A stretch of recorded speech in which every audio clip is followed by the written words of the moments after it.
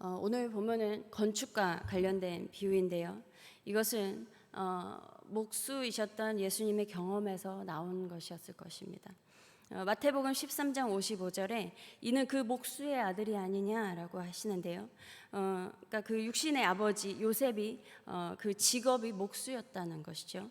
마가복음 6장 3절에는요. 이 사람이 마리아의 아들 목수가 아니냐라고 하는 것을 보면 예수님의 직업도 목수였구나를 알 수가 있죠.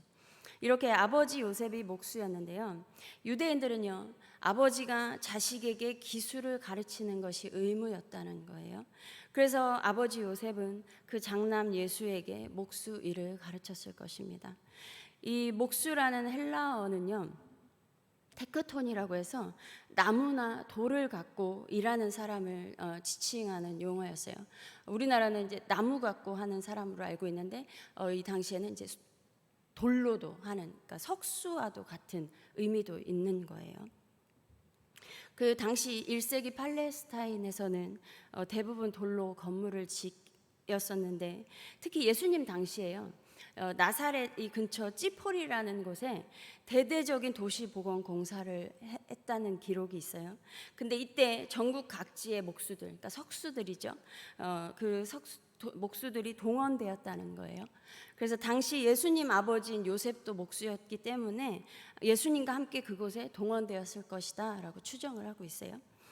그래서 오늘 본문은요, 예수님이 그 목수로서의 삶도 경험을 했기 때문에 그 가운데서 나온 비유였을 거라는 거죠. 오늘 본문이요, 어떻게 쓰여졌냐면 예수님의 가르침 중에 우리가 알고 있는 산상수훈이라고 있죠. 그 마지막에 말씀하고 있는 말씀이에요. 그래서 예수님께서 예수님께서 가르치신 것을 듣는 것으로 끝나는 것이 아니라 행하기를 권면하고 있는 말씀이신 것이죠. 오늘 말씀을 말씀하시기 전에 그 앞에 21절에서 23절을 보면요, 나더러 주여 주여 하는 자마다 다 천국에 들어갈 것이 아니라는 것을 말씀하고 있어요. 주의 말씀을 예언도 하며 귀신도 쫓고 많은 권능을 행하더라도 말씀과 전혀 상관없는 불법을 행하는 자들이 있다라는 것이죠. 그래서 그런 자를 예수님께서 물리치신다는 거예요. 예레미야 14장 14절 보면요, 여호와께서 내게 이르시되 선지자들이 내 이름으로 거짓 예언을 하도다. 나는 그들을 보내지 아니하였고 그들에게 명령하거나 이르지 아니하였거늘 그들이 거짓 계시와 점술과 헛된 것과 자기 마음의 거짓으로 너희에게 예언하는도다. 거짓 선지자들이 참 선지자인 것처럼 가장을 했다는 거예요. 그리고 자기 마음에 있는 그 거짓된 것들, 헛된 것들을 하나님께서 주셨다라고 하면서 그런 말씀인 것처럼 하나님의 이름으로 얘기했다는 것이죠. 이렇게 그들도 똑같이 주여 주여 했다라는 거예요. 그런데 그 열매를 보면 안다고 했는데 그 열매를 보니까 하나님 말씀과 전혀 상관없는 불법을 행하는 자들이었다는 거죠. 하나님의 가르침과 무관한 삶을 사는 사람이었다는 것입니다. 이렇게 불법을 행하는 사람을 주님께서 물리치신다고 말씀하고 있어요. 그러면서 예수님이 이 건축과 관련된 비유로 말씀을 이어가고 있는 거예요. 24절에 있는 말씀처럼 말씀을 듣고 아는 것으로 그치는 것이 아니라 말씀을 듣고 행하는 자가 그 집을 반석 위에 지은 지혜로운 사람이라는 것이고요. 집이 그렇게 세워져야만 비가 내리고 홍수가 나는 거죠. 홍수가 나고 바람이 불어도 무너지지 않는다는 것입니다. 이스라엘에는 이제 계곡이 많아서요. 북쪽에 있는 그 갈릴리에서 비가 내리면 계곡을 타고 급류가 되어서 남쪽으로 내려가게 된다는 거예요. 그래서 비가 많이 오면 계곡은 갑자기 이제 급류가 불어나서 그 급류가 가득해지기 때문에 지금도 위험하다는 거죠. 이것은 우리나라도 산이 많고 계곡이 많아서 쉽게 이해되는 부분일 거예요. 그런데 그 팔레스타인 지역은 더 나아가서요. 그 급류가 어디까지 가냐면 이제 사막 남쪽에 있는 사막의 와디라는 그 개울이 있는데 평소에는 물이 다 말라 있어서 길로 이용이 돼요.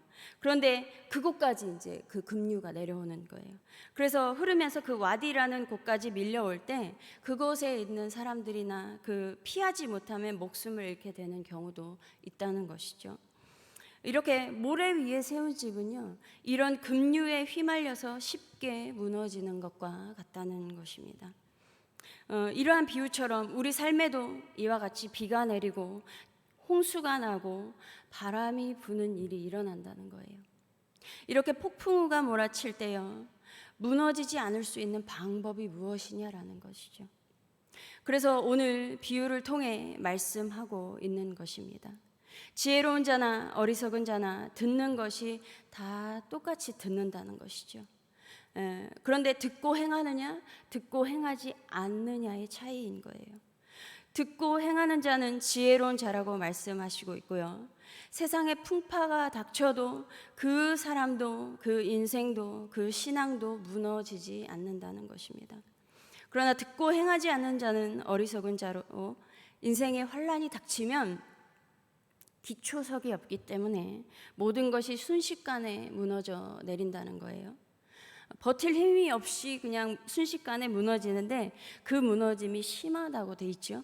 크고 엄청나다는 거예요. 예수님보다 1세기 후에 활동했던 엘리샤라는 랍비가 있었어요.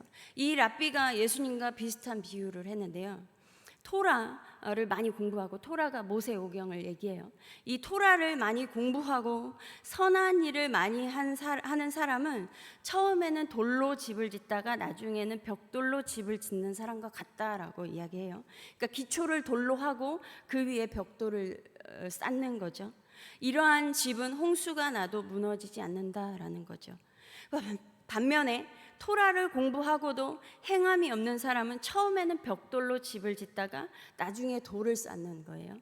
그러니까 벽돌을 기초로 삼은 거죠. 이러한 사람은요, 이러한 집은 물이 조금만 밀려와도 곧 무너져 내리고 만다라고 이야기를 했대요. 이 엘리샤라는 랍비가 예수님의 이후의 사람이잖아요. 그래서 또 학자들이 연구를 한 거예요. 예수님의 영향을 받았냐 안 받았냐 연구를 했다는데 직접적인 연관성은 없다고 결론을 내렸대요. 근데 중요한 것은 이들의 가르침도 듣고 행해야 한다고 가르치고 있다는 것이고 예수님의 가르침에 결코 반하지 않는다는 것이죠. 이렇게 예수님께서 무너지지 않는 집과 무너지는 집에 대한 이 비유를 말씀하셨는데요. 예수님은 그 가르침을 강요하지는 않으셨어요. 그냥 두 가지를 보여주시기만 하셨죠. 대신에 그 정반대되는 그 예시를 말씀하시면서 이것은 우리에게 선택권을 주신 것과 같은 거예요.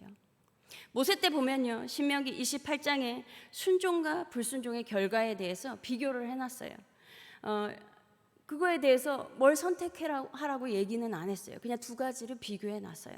이것은 백성들로 하여금 선택하라는 것이죠. 근데 여호수아 때는요, 고별 설교를 하면서 하나님께서 그동안 우리를 어떻게 지키시고 보호하셨으며 어떻게 역사하시고 인도하셨는지를 설명을 하고는요, 백성들에게 하나님을 섬기라고 이야기를 해줘요.